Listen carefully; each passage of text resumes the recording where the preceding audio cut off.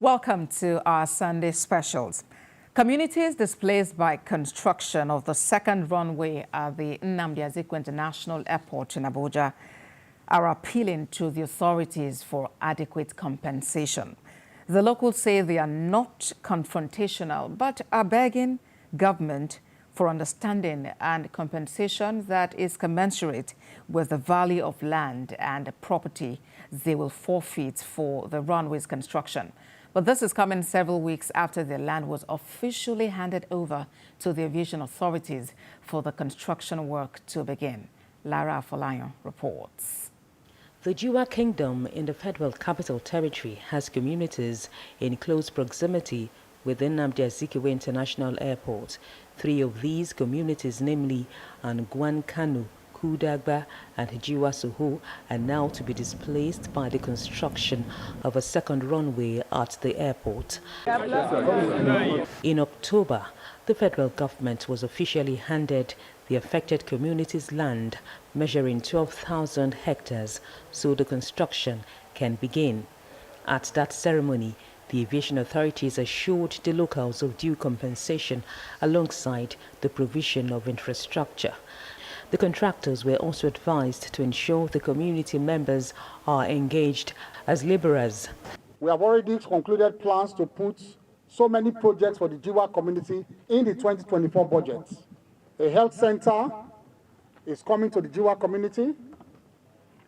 I think a bridge also, one of the most sought after bridge, and the roads. Our brothers and sisters you see in Jiwa community, they are able-bodied. Able-bodied. So we don't want to hear that some welders are coming from outside to work with you. Carpenters are coming from outside to work with you. We don't want to hear that artisans are coming from outside to work with you. We don't want to hear that laborers are coming from outside to work with you, to clear the environment. And it must be the sons and daughters first of Jiwa community. Several weeks after that event, I pay a visit to some of the concerned communities to see how those displaced are gearing up for resettlement elsewhere. I see construction trucks leaving lots of dust in their trail as they drive along the dusty road leading to their site. A few locals are also observed passing by. The first community in sight is Angwan Kanu, where a few hundreds of indigents live. The community is very calm as we drive in. Some residents come to know my mission here, and I tell them. 48-year-old Isa is a farmer with 2 wives and 11 children. He tells me this community has simply refused to accept the compensation as what is being offered is too small. Let them pay compensation to be good. 25-year-old Aisha also resides here. She has 3 kids and her husband works at the airport nearby as a janitor.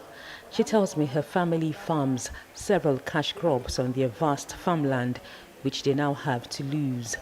I feel bad because they are not doing the right thing, which is proper compensation. 1 hectare, 50,000 is not right now.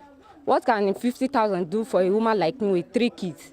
My message to government is to compensate us in the proper way. This 70-year-old is the leader of the community and he lends his voice to the concerns of his people. We are not against the government. They should do the necessary thing. We then move to Kundagba, which is also one of the affected communities, but it is a different story here. Unlike the residents of Angwan Kanu, the locals here accepted to be paid.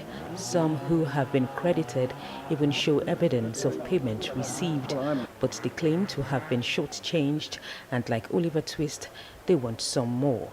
The first time we discussed at the chief don, they said they will pay 2.5. We're dragging that we cannot collect 2.5 per hectare. Then after that, we argue about this. They announced one day they just come out and said they are going to pay 700,000 per hectare.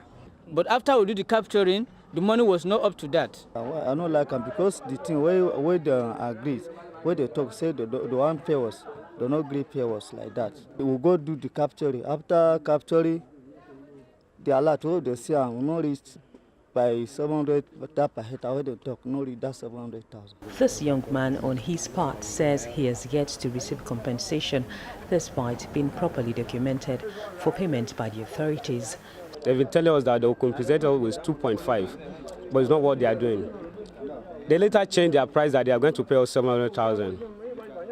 We have no choice. We went and do the capturing. So I did my capturing since 1st September 2023. Up to date, I'm telling you that they cleared my farm without any compensation. I visited the residence of the local chief who oversees the affairs of these communities to see what is being done about these concerns, but met his absence. His secretary shares his perspective. We are appealing to government now so that we don't have power. We community doesn't have power. So we are appealing to government to look into it. You see, this period, when you look at here, we are farmers. We don't have any work doing.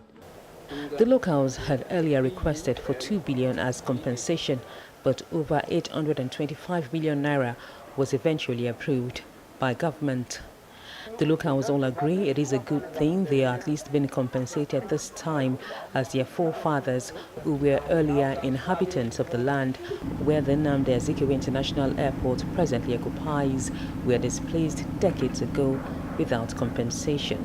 Their only grounds is that the amount being given is too little to get them properly resettled, considering present economic realities. Just behind me here, to my left, some clearing work is ongoing at the construction site of the second Abuja runway, and this construction is expected to take about 12 months. And though this development has been described as one that will greatly benefit commercial activities at the airport, the local residents here are appealing to the authorities for the right compensation so that the gain of the aviation sector does not become their pain.